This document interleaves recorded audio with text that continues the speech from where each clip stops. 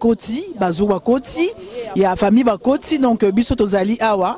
Voilà, très chers amis, on continue toujours dans tout ça reportage na Bisso Batouba Oti Belé, tout ko bata Londres, Tozana papa na Bisso pe Aouti Canada, Ayeka Kolela, papa na Bisso Tshisekedi Ikonamboka na Bisso. Bonjour papa. Bonjour, bonjour peuple congolais. Ils alors Mbaka Malika Belé, leader Azala qui fusillé dans champ de combat. Azoki Babale pour le Congo, Azongi na Belgique, pas soigné, mais si bigate. Mais on doit se battre parce que Moutouala Ndenga Koufi Lelo, le Girondin de la démocratie congolaise. Donc, comme à la révolution congolaise française, Bissope ou Yabiso révolution, c'est Tshisekedi qui est le franc-tireur du social congolais. Il est vraiment le franc-tireur du social congolais. Il est parti, mais il n'y a pas de problème. On va rallumer. La lumière éteinte. Donc rallument la lutte quoi, notre lutte. La lutte continue. Elle continue donc la lutte continue. Victoria est certa. Victoria est combien? Oui. Victoria est certa. La lutte continue. Victoria est certa. Bon, dans le lobby boyé, dans le lobby message on a les aboyés. Ces gens, les despotes du Congo n'ont pas respecté Etienne Tshisekedi de son vivant. Alors pas question, pas ça encore raison qui ça. Bébé naye oya bota qui est dialogue, il faut bébé wana ayamba. L'institution est bébé naye ayamba koria sphinx moitié homme moitié Dieu quoi. Donc les maîtres de ceux qui savent Etienne Tshisekedi doit mulumba. Yo préféré que yo lobby que donc pas olingité ba corps Tshisekedi qui na Kinshasa ba ko kundanga wa. Mais c'est un héros. Par exemple, le roi est belé na Rome. Le roi Tshisekedi va koundé na Belgique. Même 200 ans après, il a yambaye comme un roi na Congo. Les Congolais va lingi bembe. On a déjà Tshisekedi tout yambaye. Les Congolais va l'accepter Tshisekedi de son vivant. C'est un grand. On n'a pas besoin de soucis de spectacle. La tradition des mythes. Non. Moutouana aza héros à Koufi na champ. Ata ba koundé awa. Ces institutions et Yamba Tshisekedi na Congo. Pas question que Tshisekedi va yambaye na despotes wana de brigands, des hommes de moindre importance, ba Yamba Tshisekedi, des hommes momenti minoris. Ba tika makambo na Tshisekedi, il faut ba institution moi na botaki ayamba Tshisekedi. Un point entré.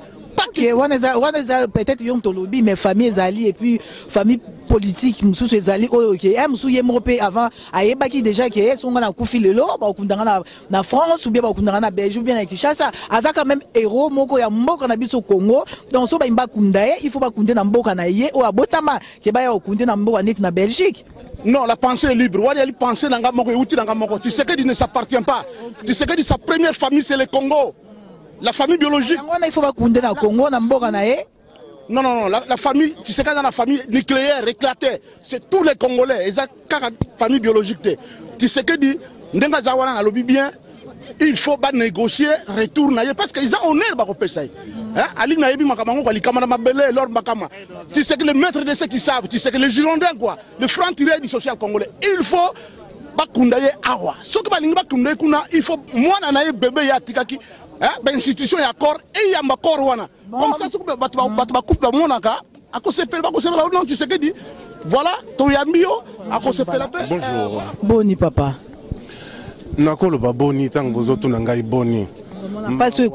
Pas si, ndezo salabiso vraiment na motema. Tanandenge bato tout balati bilamba ya mwindo awa. Elingolo bake matanga, masima zubiso. Esengeli sikoyo, toyeba nakole na bomoko. Nde yango wana na longwaki na komi na tongo na uti Kisasa na ye pona koya kolela elongo na Félix na bandeko na ye na mama Marthe pe elongo na bandeko nyonso to ya République démocratique du Congo bao bazali libanda bao baye pona koya kolela mbuta mutu. OK, d'accord. Honorable Roger Lumbala, Etienne Tshisekedi s'en est allé. Qu'est-ce qu'il voulait comme héritage? Etienne Tshisekedi a demandé un état de droit. Mais je pense que c'est l'héritage qu'il a légué au peuple congolais. Et vous savez que je suis parmi les premiers soutiens de M. Etienne Tshisekedi. Il est parti, il est devenu un esprit. Au moment où je vous parle, il nous voit et il nous entend. Et c'est un message qu'il lance à lui. Etienne, il faut ope sangai makasi, ope sangai ngoya, pour na makambo tozana yango tolonga yango. Na tango nazali kobelela boyeye azako yoka ngai. mpo azalaka koyoka ngai na bomoi na ye na ndenge mpe akufi akoyoka ngai na banzi tokolonga makambo nyonso tu tozali na yango parce que sikoyo ekomi na makasi oyo ya ye oyo ye aza kopesa biso akopesa bandeko nyonso oyo tokozala na bango mpe akopesa Roger Lumbala na ndenge na telemi awa. D'accord, merci. Ok, merci. Vous pouvez nous dire une parabole à la fin par rapport à M. Tshisekedi, s'il vous plaît? Monsieur Etienne Tshisekedi s'appelle Ntambo Munena et moi on m'appelle Ntambo Mukesa. Et l'ingolo ba lion ya munene na lion ya muke. Donc si lion ya muke aye kolela lion ya munene. Nde yango na nga kolobela yo kama. Ok, merci papa. Ok, Roger Lumbala, nengna tuna sous par rapport à ndeto yo ki ka to eba ke oya déjà. Qui oye pour nous rejoindre corps pour nous préparer pour nous rejoindre corps il y a papa Tshisekedi pour nous mémoire n'importe na biso Congo.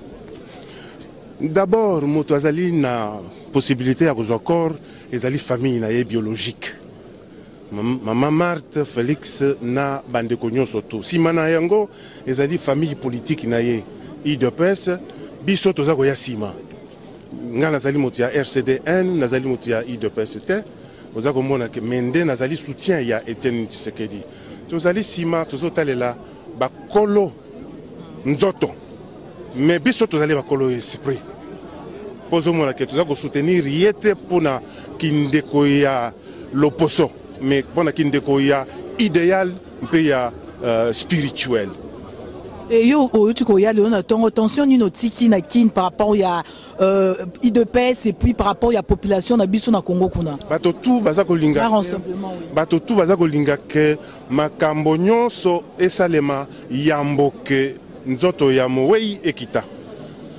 Mais biso tozali ba catholique ngai oza catholique tozali ba chrétien na banzi ke mbuta mutu Etienne Tshisekedi asatangisa biso kosala etumba biso tokoki kobanga te kosala etumba na bandeko oyo bazali en face oyo tobengi bato ya majorité mais mpo na ngai soki rassemblement ezwi position na kondima yango mais na cadre ya moralité na banzi ke tokoki kozwa nzoto ya mowei lokola otage te mpo na ngai naza koloba oyo Lumbala alobaki.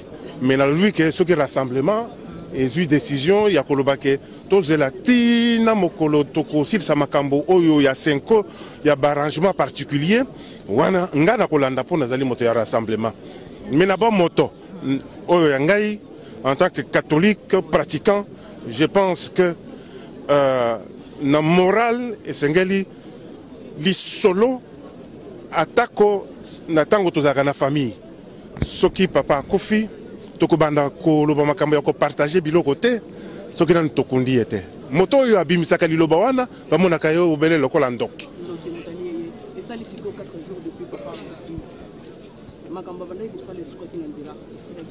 Est-ce que pour prévoir déjà il y a un plan B ou les a prévus ou comment? Maman soki tozana na plan B to bando tanga makambo tozana na plan A to bando loba makambo ya plan B ozomona ke toko na banzi ke bandeko oyo baza na masolo wana ponga Roger lokola na komaki na kotina na masolo wana te bandeko oyo baza na masolo wana bango nde bayebi eloko nini nga nazana lokola mopaya na komaki Kisasa le 15 ozomona ke après 4 ans ya exil esengeli otala nano ndenge nini bato baza kobina kuna na kati okoti na mboka okuti bato baza kobina esengeli oyeba lokolo nini bango baza kobina soki bazobina na lokolo ya mobali yoko ya kobina na lokolo ya mwasi te nde yango wana esprit wana nde moto aza kotinda ngai nazala nano kamwa recul mpona koyeba ndeko na ngai journaliste nasepeli mingi lelo mpo pesi biso maloba biso MRC Mouvement de Libération ya Congo ekambami na Jean-Pierre Bemba soki nga na ye bamembre na bamilitant ebele bacadre ya MRC bagandi ngai awa lelo eza pour te rendre hommage à l'illustre disparu Etienne Tshisekedi. Vous n'êtes pas sans savoir que ce fut un grand homme politique Namboka Nabiso, celui qui a combattu toute sa vie pour l'avènement de la démocratie et qui d'ailleurs encore avant de mourir était celui qui était au premier rang pour cueillir l'alternance politique. Donc eza pas si mingi perte mon nene pour un peuple congolais mais accueilli ma tigre biso matea. Il était à mon nene ya lobaki emoko. Prenez-vous en charge. Et nous devons devenir responsables. C'est ça que je lance un appel vibrant. On a des politiciens. tout tu as tout décevoir le peuple. Tu as un exemple à Papa Akei, à décevoir le peuple était dans le combat politique né Mobimba. Biso to rotikara na bomoi, to continuer ko landanzela na volonté à peuple congolais. Donc ce que le président Tshisekedi a laissé comme héritage, beaucoup de politiciens l'ont déjà intégré en eux-mêmes. Demain sera un avenir meilleur. Oh là là,